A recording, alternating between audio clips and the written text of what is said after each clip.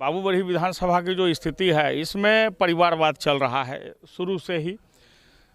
देवनारायण यादव जी यहाँ से थे, उनके दामाद उमाकांत यादव जी हुए वो रहे, और कपिल देव कामत जी थे तो उनकी बहू मीना कामत ही रही।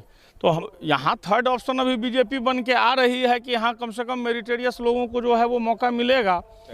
कोई भी मुसलमान जो 4 वक्त का नमाजी हो वो यह कह दे कि शिक्षा मंत्री का जो बयान है वो सही है, तो मैं शिक्षा मंत्री के बयान को सही मान लूंगा। क्यों मुस्लिम क्यों उसका विरोध करेंगे? हिंदू धर्म में जिसने चोट खाया है, अपमानित तो दलित होते ही हैं। आप मंदिरों में नहीं घुसने देते हैं, उन्हें बाहर करते हैं, तो अपमानित जो होता है वही ना उसका विरोध करेगा। सवाल है तो क्या सिर्फ चंद्रशेखर को हटा देने से महागठबंधन फ्रेश हो जाएगा और उनमें जो साइनाइड की जो मात्रा घुस गई है? मौजूद हैं मदना पंचायत में और हमारे साथ में मौजूद हैं मनोज झा जी, पूर्व विधानसभा के प्रत्याशी रह चुके हैं बाबूबरही से और बेहतरीन राजनीति आजकल कर रहे हैं और चर्चाओं में लगातार बने हुए हैं। क्या कुछ है? बीजेपी हाल फिलहाल में बीजेपी भी ज्वाइन की है। सबसे पहले तो बीजेपी, आप समाजवादी विचारधारा से अचानक से बीजेपी में गए, क्या कुछ देखा बीजेपी में? देखिए, इस चीज़ के लिए तो अभी हमने कुछ वायरल नहीं किया है, लेकिन अभी तक की जो संभवतः जो स्थिति है बाबूबरही विधानसभा की जो स्थिति है इसमें परिवारवाद चल रहा है शुरू से ही। देवनारायण यादव जी यहाँ से थे, उनके दामाद उमाकांत यादव जी हुए वो रहे, और कपिल देव कामत जी थे तो उनकी बहू मीना कामत ही रही। तो हमारा सवाल ये है कि मीना ही कामत क्यों, कोई और क्यों नहीं? कपिल देव कामत जब गए तो किन्हीं और को मिलना चाहिए था, अथवा उमाकांत यादव ही क्यों, कोई और क्यों नहीं? जबकि बाबूबरही की जो स्थिति है, यहाँ सारे हॉस्पिटल बंद पड़े हुए हैं, गांव में सड़क की स्थिति देख रहे हैं, स्कूल्स की स्थिति देख रहे हैं। तो इन सब के बावजूद इतनी गलत व्यवस्था और गंदा तरीके से जो ये सिस्टम चल रहा है, इसके बावजूद जो है सो उमाकांत यादव को ही टिकट क्यों और मीना कामत को ही टिकट क्यों? परिवारवाद है। तो ये जेडीयू और आरजेडी इन दोनों का जो महागठबंधन जो हुआ, तो महागठबंधन में जो मेरिटेरियस कैंडिडेट है वो आ नहीं सका, डेवलपमेंट हुआ नहीं। तो यहाँ थर्ड ऑप्शन अभी बीजेपी बन के आ रही है कि यहाँ कम से कम मेरिटेरियस लोगों को जो है वो मौका मिलेगा।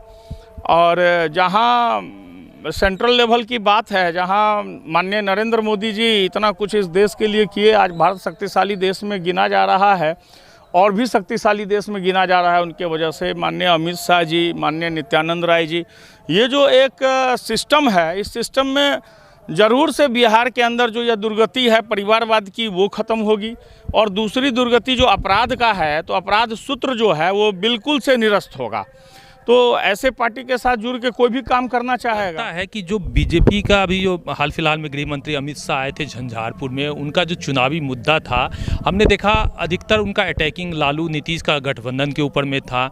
साथ ही जो हिंदुत्व का मुद्दा है, जैसे अभी रामचरितमानस पर चंद्रशेखर जी ने बयान दिया, उसके ऊपर अटैकिंग था।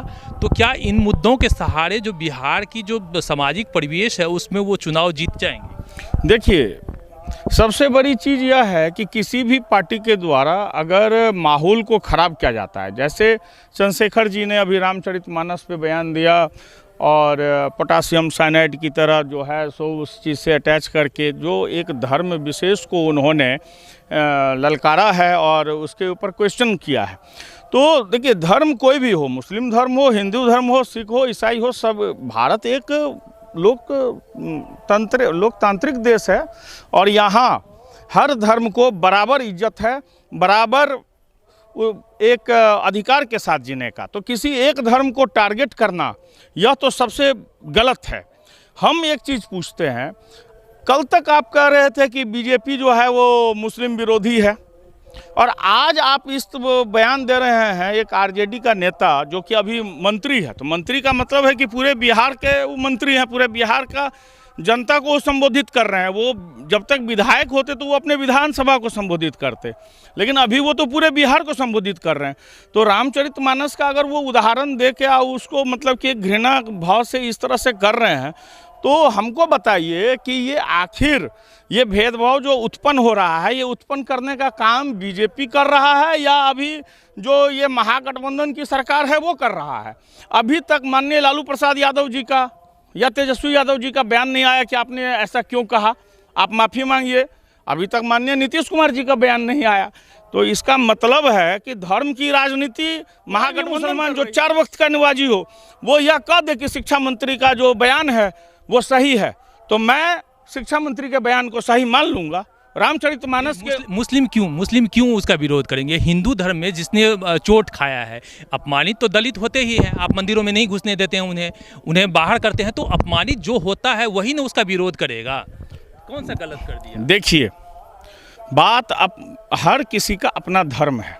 मैंने पहले भी बोला, हिंदू धर्म, मुस्लिम धर्म, सिख धर्म, ईसाई धर्म, हर कोई अपने धर्म की रक्षा करते हैं और हर धर्म का इज्जत हर लोगों के लिए बराबर होना चाहिए।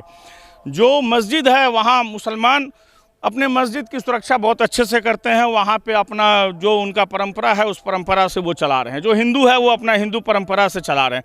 तो परंपरा को बदलिएगा आप।